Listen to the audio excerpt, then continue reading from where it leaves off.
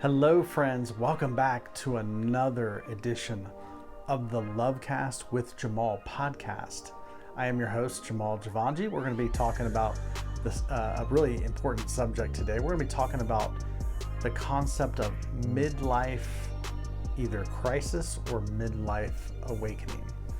Midlife crisis or midlife awakening. Guys, how are you? Welcome back to the show. It's been a few weeks since we posted an episode here, but I'm super glad that you decided to tune back into this podcast and to listen to this episode. And we do have future episodes, new episodes in the pipeline. So let me encourage you, if you're listening to this, but you haven't subscribed to this podcast, the Lovecast with Jamal podcast, let me encourage you to subscribe. If you're listening on iTunes, subscribe on iTunes. If you're listening to this on YouTube, please subscribe to the channel and like the video. It really helps with the algorithm and helps the podcast get exposure. If you're listening on Spotify, do the same thing and just rate and review the podcast. It really helps to leave a review and to rate it and subscribe, okay? Or like it. So I want to talk a little about, this won't be a very long episode, but it's a super important episode because we're going to talk about something that you may not think applies to you, but I guarantee you applies to you now for the majority of people listening to this right now. Because you might be thinking, well, I'm too young for a midlife crisis or a midlife awakening, however you want to put it. I'm too young for this. And I actually had it was kind of a funny thing, but I've had a few people over the last several months ask me or insinuate that I was going through a midlife crisis or awakening. It depends on how you want to interpret that. I got a new car recently, and it's kind of a fast car, sports car. And, the stereotypes are that men especially going through a midlife crisis, they end up getting a sports car or whatever, sometimes they get a girlfriend or whatever. I assure you that's not happening in my case. I'm happily married, and but I did get a new car recently, and no, the answer to the question is I'm not going through a midlife crisis, or even for that matter, a midlife awakening. Now, I'm a huge fan though, however, of what I call midlife awakenings. I'm a huge fan of that for the obvious reasons, right? But what is it, right? What is it? But before I even get into the kind of the meat and potatoes of what is the difference between a midlife crisis and a midlife awakening, we'll talk about that. But I want to just kind of talk about when. People typically think of midlife as being like mid 40s to mid 50s, right? That was my assumption. That's kind of how I grew up thinking about midlife. When people would have a midlife crisis, middle-aged men were considered men in their, mid to late 40s, early 50s. And I'm really not sure why that is considered midlife, because that is not midlife. You know what midlife is? And this is true, right? On average, obviously there's exceptions to this. On average, do you know what midlife is? Midlife today, in the United States and the Western world, midlife is between 35 and 38 or 39 years old. That is midlife. If you're in the age span between 35 and 38, 39 years old, you are in the mid of your life. You're in the middle of your life. You are midlife. So if you want to have a midlife crisis or midlife awakening, now's the time. If you're between the ages of 35 and 38, 39, now is your opportunity for a midlife crisis or awakening. Isn't that good news, right? Now, we don't think of 35 to 38, 39 as midlife. That is midlife. Because the life expectancy in the United States is going down, right? For the majority of people. It's in the, I don't want to, I pulled this up in research of this podcast, but I don't have the numbers in front of me. But it's in the low 70s, right? So if you are a standard American that is eating, fairly healthy, you're going to the grocery store buying, regular food, and by regular I mean not organic, but just regular food. That means it's been sprayed with pesticides. It's not marked. It's just normal food, right? It's not organic. It's just normal. If you're buying normal food, maybe you're eating processed food. You go out to eat fast food every once in a while. You cook with seed oils. You eat stuff that's been cooked in seed oils, which almost everything is. If you're doing that, if you're going to you trust your doctors. You go to the doctors. They prescribe you with prescriptions. You take the shots, the prescribed shots, and the prescribed medications that are, to keep you safe from diseases. If you're doing that, yeah, your midlife for you is about 35 to 38. If you want to extend that, if you want to live beyond that, you have to actually do some things that are very different, right? You have to really source your food and eat really clean food, and that takes intentionality. You just can't buy the regular food at the grocery store. You can't just eat processed food. You can't just entrust yourself to the pharmaceutical sick care system, right? That's not going to get you to health, right? People who do that, their health goes down, right? I'm sorry to say that's how it is. So yeah, our life expectancy is shrinking here in the United States. Even though we spend more money on healthcare, we're actually living, this is one of the first generations that are actually going to live less than their parents' generation. It's going down. So midlife today, 35 to 38 years old. I don't say that as bad news or good news. It's just the fact. If you want to live longer than that, you have to do different things, right? That's just the way it goes. Okay, but that's not what the subject of this podcast is about, but I wanted to say it. What is this podcast about? Well, I want to talk about what is the difference between a midlife crisis and a midlife awakening. What is the difference? It's a great question, right? All human beings are built in, and this is just something that I've observed in my life. And by the way, I'm not going through a midlife crisis or awakening because I'm not between the ages. I told somebody the other day, they said, "Are you going through midlife crisis?" I said, "Absolutely not. I'm way past midlife." I'm not going to tell you my age right here on the podcast, but I am not in the age bracket for midlife. I am way past midlife. That was years ago for me. So, but what is a midlife crisis or awakening? Well, human beings, we're the only species, and this, obviously I'm not saying anything you don't know, but we're the only species that has conscious awareness of our impending death. Now, if you're listening to this episode right now, you know this, but I want to say this again. You are dying. Every day you live is one day closer to the grave. You are the closest to the grave than you have ever been in your entire life right now. I want you to know that. It doesn't matter when you're listening to this. In this very moment, as you're listening to this podcast, you are the closest to the grave than you have ever been. Now, that may be bad news for you, or it could just be news, depending on your perception.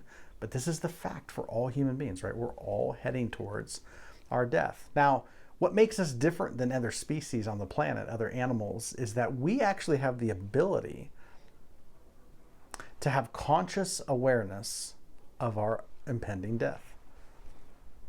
Now, what does that do for us, right? Well, within our system, the way it's built into us as human beings, you know how cars sometimes, like after you drive 20,000, 30,000 miles, 50,000 miles, whatever it may be, there's a little check engine light that is actually programmed in the car to come on.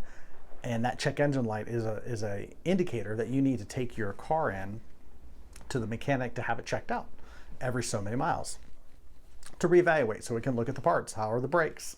How's the suspension? How's the engine, the transmission, whatever it may be.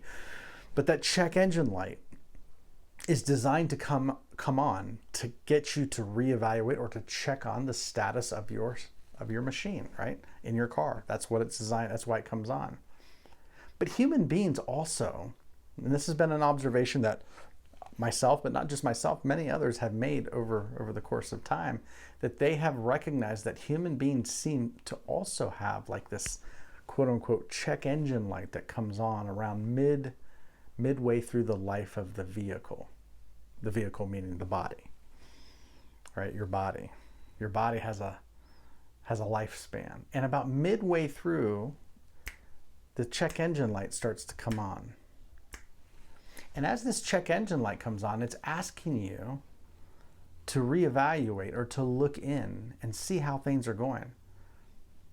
Now, if you're between the ages of 35 to 40, 38, 39, and you're starting to notice a difference in yourself, some people chalk it up to like, oh, I'm just growing up or I'm getting more mature.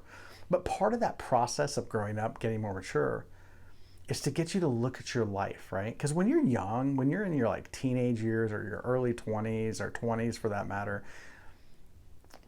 there's a perception that your life is long and that you don't really think about, morbid things like death. You don't really think about what's the point of life, unless you're really spiritually wired. Most people aren't. Most people aren't thinking about that. Most people are really not even thinking. They're just operating from programming. They're operating from tendencies, the way things have been. They're not actually getting conscious about what is my life and who am I and what is it that I'm doing here. We're not asking those fundamental questions. Now, for me, for whatever reason, I literally was born asking those questions. I was asking those midlife questions when I was 6 years old. Believe it or not, I was. I'd had many conversations with my parents, my mom especially, as a little boy going, what is this about? What are we doing here? And I questioned everything. And I wanted to know. And I was asking the deeper questions. Who am I? And what are we doing here? And that I was always very spiritually, if you want to use that term, I know that has baggage, but I was always just very curious about the deeper dimensions of life. But I'm not unique. Maybe I just started doing it at a young age, but all of us, if we're honest, have these questions. Because when we're faced with our impending death will actually make you ask these questions. I have never met a human being that will not go through the death process.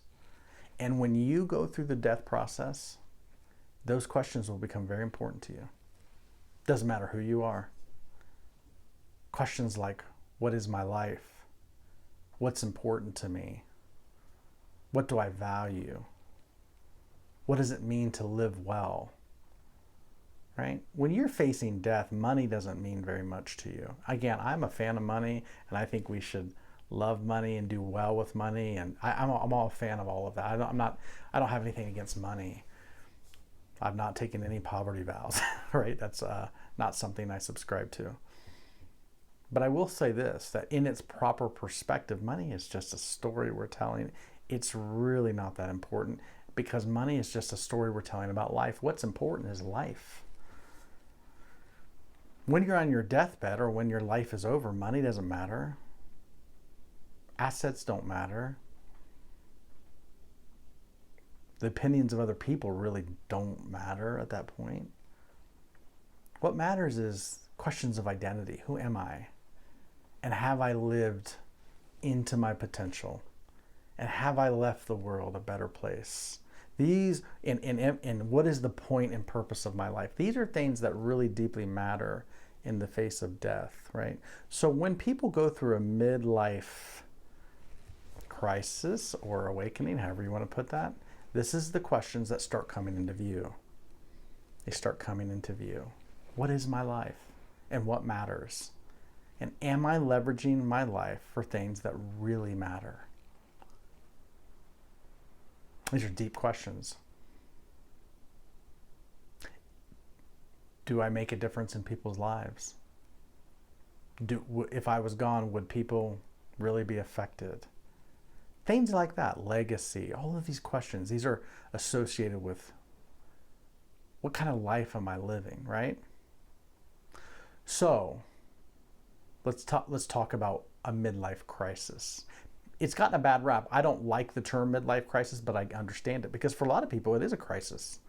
It feels like a crisis. Why is it a crisis? Why would we call the check engine light that is designed to come on about midway through our life, why would we call that a crisis? It's actually a gift. Why would we call it a crisis? Well, it's a crisis because, and this is unfortunately the majority of people that have lived and are living are going through life as if death is not going to happen, or it's going to happen to somebody else, or it's going to happen to us way in the future, maybe when we're 100, right? We kind of have this idea that we get 100 years. First of all, no, you don't. Very few people get 100 years. Yeah, the life expectancy is not 100. Again, or else midlife would be 50, and it's not. It's 35. to 38 or 39. But most people assume we get 100 years. And so, they think, oh, well, my death is 100 years in the future and, I don't have to think about it, or it's going to happen to somebody else. And this is why when we start to be confronted with our mortality around midlife, it causes a crisis inside, because then we start to panic because we haven't lived in such a way that if we were to be on our deathbed, we would have no regrets, right? There'd be a lot of regrets. And so people start to crisis. They have a crisis of what do I have to show for my life? What do I have to show for it? What have I been doing? And I don't have that much time left, right? I don't have that much time left. Because if 40 years is more than if you're past midlife at 40 years old, that means you have less time in front of you than you do behind you. That's the perception, at least, time-wise, chronologically, in years. Right? This is why people have a crisis and they start to freak out a little bit. And then when we're not in touch with who we are, and we have bought into the paradigms of, oh, maybe I need a better car.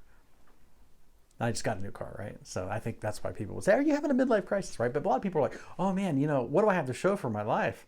Maybe I need a better car. And so some people in a midlife crisis go out and get a new car, or they get a new house, or they do lots of things. Maybe they jettison their relationship and get into another relationship or something. This is what people typically do, thinking that that's going to give their life meaning, and it doesn't. It's nice to get a new car, but it's not you. It's not going to give your life meaning. It's nice to have a beautiful home, but that doesn't give your life meaning. You think it does. It doesn't. Because all of those things are temporary, right? They're all temporary. Midlife crisis, the reason it's a crisis for so many people is because the perception also is that my life is my prime, the best years of my life are actually behind me. And so many people, if they're being honest, when they look at their life, they feel like their life is winding down, that the best years are behind them, and they long to live in that heyday. They reminisce about the past. For those folks, midlife is a crisis. But it doesn't have to be a crisis. It can be an awakening for you. Midlife can actually be an awakening for you. What will make it an awakening? Well, it's perception. If you understand that your past was a setup for the rest of your life, your past was a setup for this moment, to bring you to the consciousness and awareness that you have in this moment. If you see the past as a setup to your life, which is contained in this moment and which will unfold for you into the future, then midlife can be an awakening. Because your life is not in the past, it's actually unfolding for you right now. Now you may think that that's just semantics. It's not, it's perception. Your life is not behind you, because where is the past, right? The past is behind us, right? But where is that actually? It doesn't exist. The past is a figment of our imagination. It only exists in the records of the mind, right? You can't find the past anywhere. You can't get to it. You can't go to it. It doesn't exist. And even when you were experiencing things in the past, it was not the past. It was still the present moment. You've never experienced life. And I know you know this, but I'm saying it to bring our attention and awareness to it. You have never experienced life in the past. You've only experienced life in this moment. In the same way, you have never experienced life in the future, because there's never any future. Life only exists in this moment. That's it. And if you can perceive that your past is just in the mind, it's just records, it's just memories that have led you to this moment's awareness, this present moment awareness, and that your whole life is actually beginning right now. That's cliche, but a lot of people say, today is the first day of the rest of your life. You've probably heard that, right? Today's the first day of the rest of your life. But it's true, isn't it not? Yesterday's gone. There is no past. So today's the first day. For the rest of your life, today will be the first day of the rest of your life. So if your life's in front of you, and yes, it is limited, and yes, there is an expiration date. We call that death. And you're the closest to it you've ever been. If you can understand that, and yet understand that your life starts over today. It's in front of you today. What will you do with this life that you have today? What will you do with it? See, that's all that matters. And if you can start to think about your life today and what you want to experience, what kind of world do you want to leave behind? How do you want to contribute to the world in such a way that it leaves it better than you found it? If you start asking those questions today, now, you could be having a midlife awakening. Wouldn't that be something? To have a midlife awakening, not a crisis, an awakening. And maybe you'll realize that you've been conducting your relationships unconsciously. Maybe you'll realize that you're in a career or professional path that really doesn't mean anything in the grand scheme of things. It's really not something you're passionate about. It's okay, but pays the bills. But if you had a month left to live or a year left to live, you probably wouldn't be doing it. Well, if that's the case, then it's time to wake up and get out of that pattern.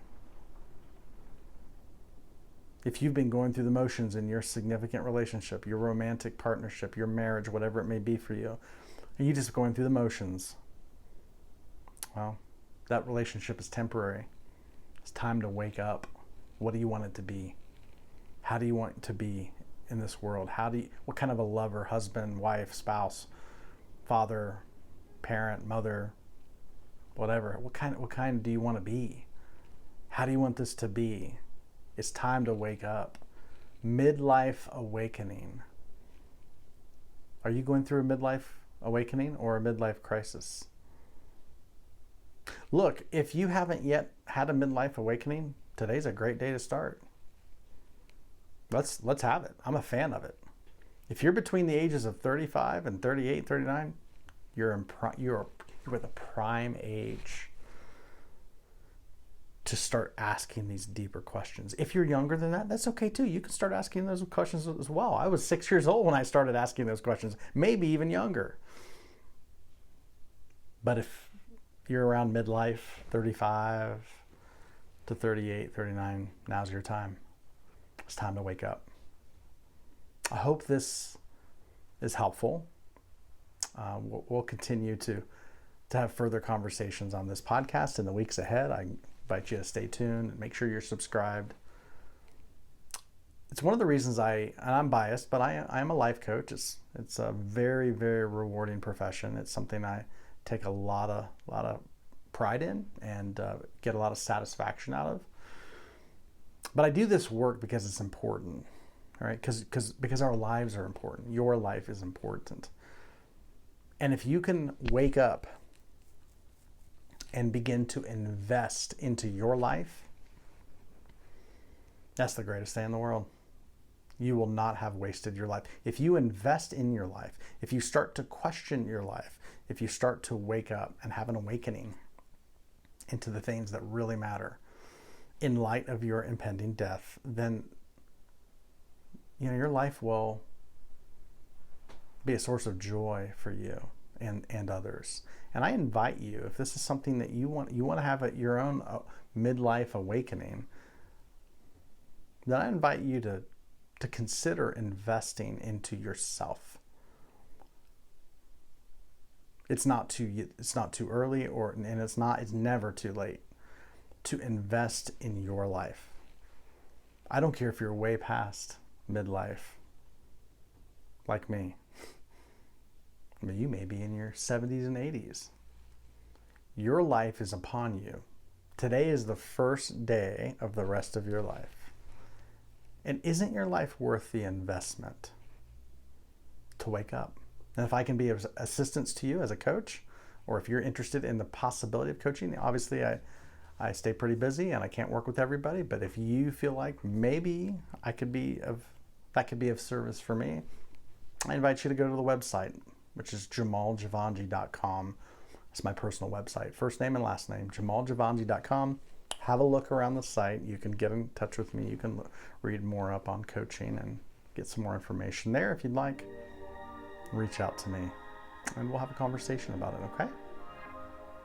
All right. Thank you again for tuning in, and until next time, take care.